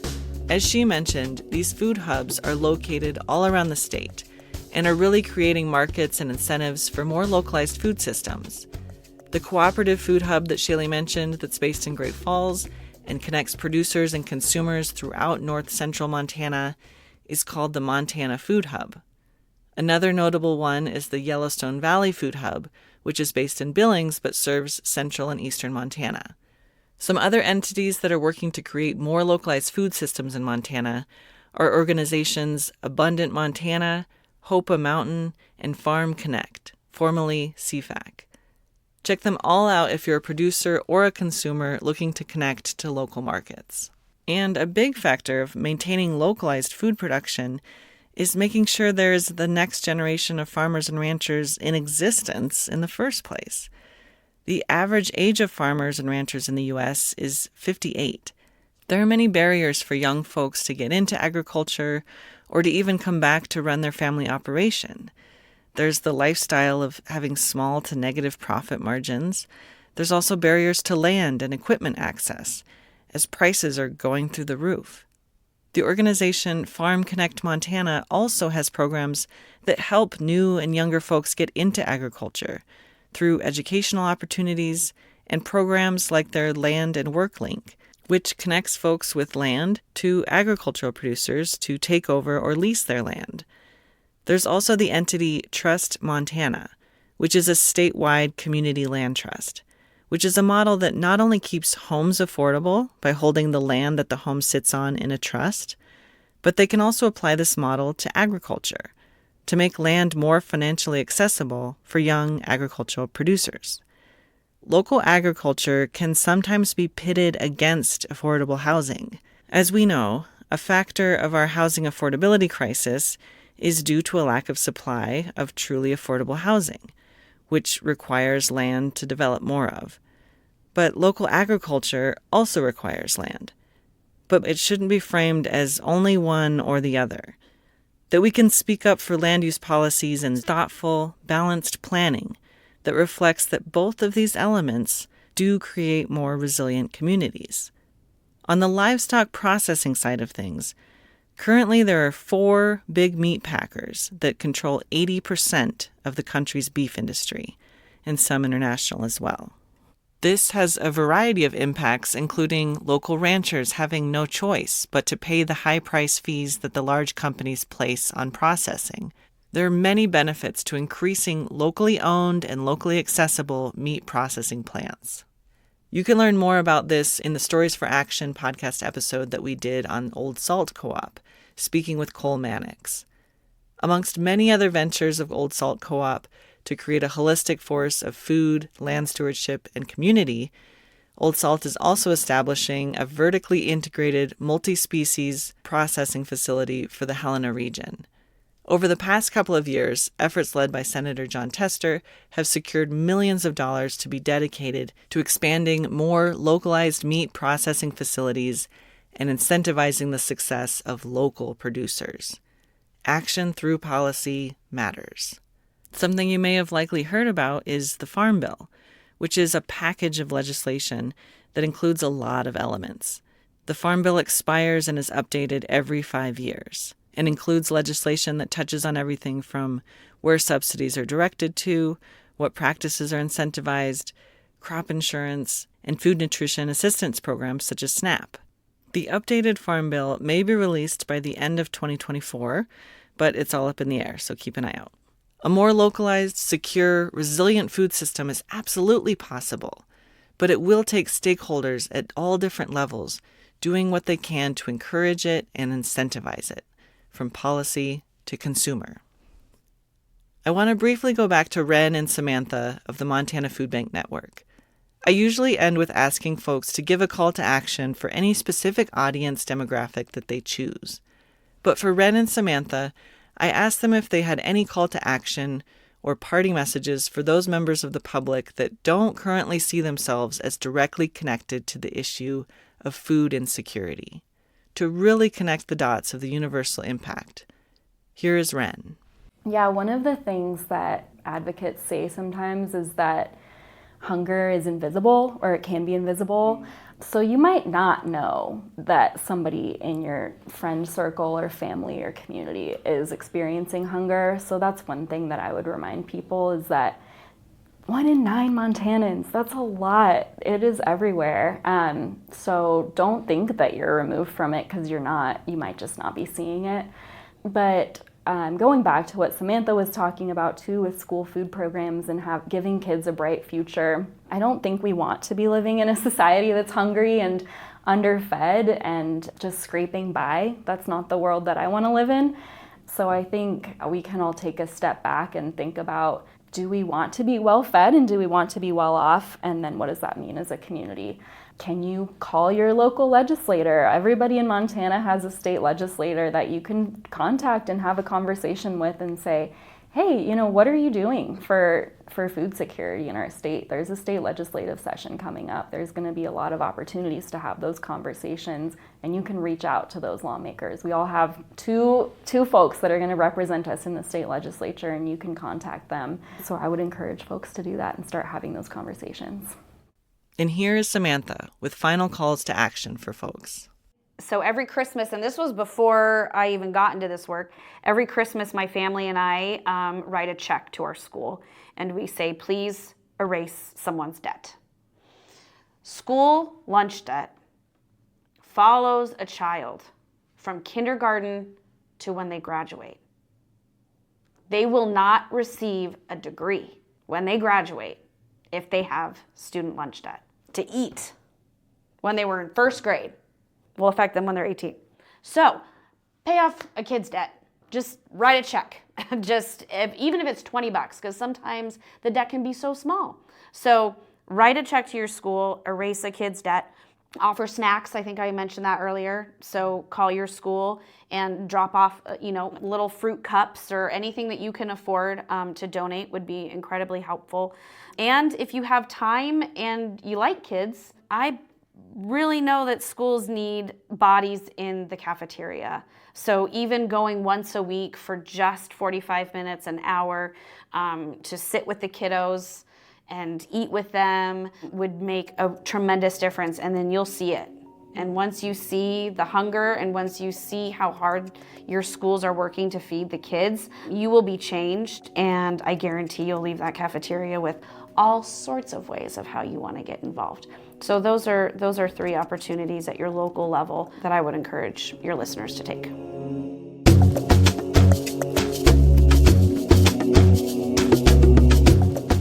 This concept of food security shouldn't be thought of as its own small slice of a social topic or something that only applies to a certain demographic. Food security is a constant and universal goal. It is all of our issue, so let's own it. And if your concern is not wanting to put public funds towards these efforts, just keep in mind on a federal and state level that our governments collectively put billions of dollars towards things that the public may not even be aware of or even support. Check out the budget allocation sometime. The money is there. It's just about moving it to go towards the systems that we want to incentivize. Our current trajectory shows that the factors that threaten food security will only increase going forward. Factors that impact both the production of food and access to food. But don't let that overwhelm you. Let that motivate you. This is our society. We all have power to shape how we want it to look.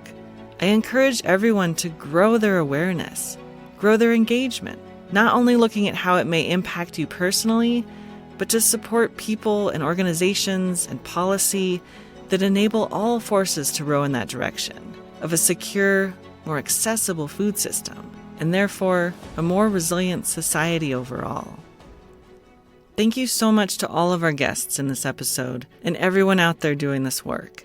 Find all the links to things mentioned today in this episode's show notes.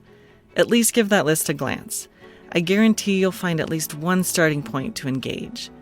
Look up what entities are supporting these systems in your area.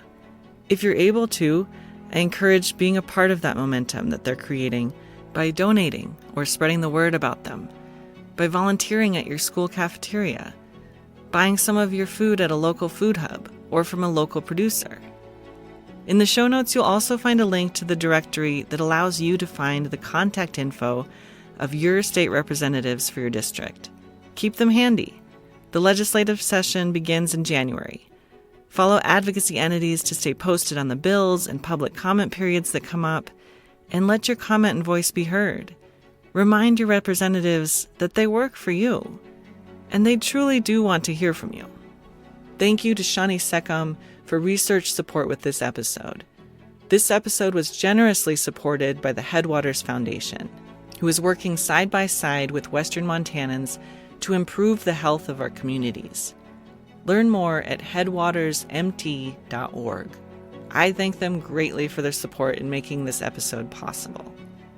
We appreciate it if you're able to share this episode with others, drop us a rating, and subscribe to the Stories for Action podcast. Shout out to the Life in the Land Project, which is a series of films and podcasts produced under Stories for Action, which hears from folks around rural Montana speaking to the value in community-guided and collaborative efforts and connecting the well-being of communities to the health of the landscapes that they're a part of. All Life in the Land content is free and available at lifeintheland.org. Reach out if you'd like to screen a film for free to kick off deeper dialogue on these topics in your community, organization, or classroom. We can also share with you our free curriculum that accompanies the films if you want to screen a film in your high school, college, or adult ed classroom. Find out more about all of our work, including film production and story workshops, at storiesforaction.org. And check us out on Instagram and Facebook at Stories for Action. Thank you so much for being a part of our community, where our mission is to use the power of storytelling to spark positive connections and advance a thriving planet for all.